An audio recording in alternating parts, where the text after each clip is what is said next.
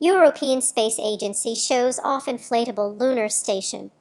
The Puma Planet concept draws a lunar habitat of interconnected, ultralight, inflatable structures buried beneath the lunar surface and drawing their supply energy from solar mirrors. Inflatable lunar stations could be built near the Moon's north and south poles in the future. These would be partially buried and covered with a layer of local loose regolith up to 5 meters thick. Half-buried lunar station made of modules grows as needed. This would protect the stations from extreme temperatures, meteors, and cosmic rays.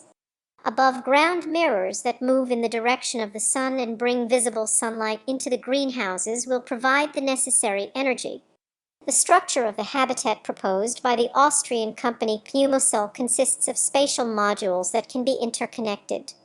The most important of these modules are greenhouses with diameters ranging from about 5 to about 22 meters.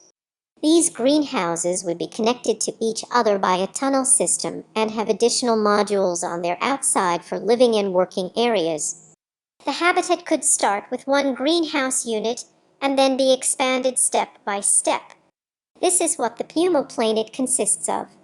Greenhouses, living areas, and connecting tunnels would be designed from double-layered inflatable films. Towers rising from the buried units to support the upper mirrors would be made of carbon fiber tubing. The tunnel connections would be redundant to provide fallback options in case one tunnel is destroyed. The upper mirrors would reflect near horizontal sunlight into an artificial crater at the geometric center of each module. All mirrors would be made of silver-coated foils for weight reasons.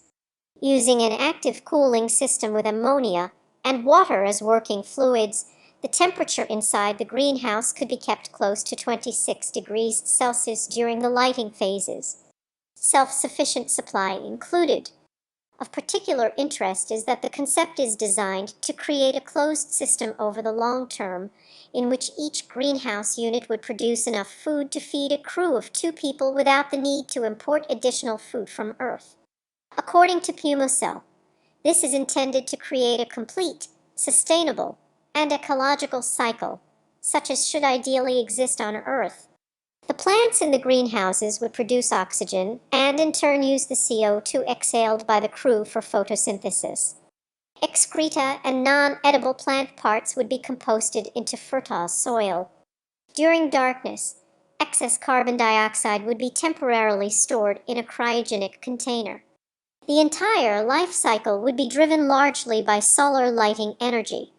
Photovoltaic panels attached to the rotating mirrors would generate the necessary electricity. Puma Planet is the third design submitted to ESA.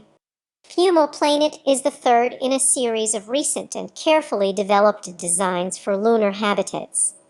ESA Chief Jan Werner had advertised internationally with his vision of the so-called Moon Village, a kind of community base on the Moon, and asked for submissions.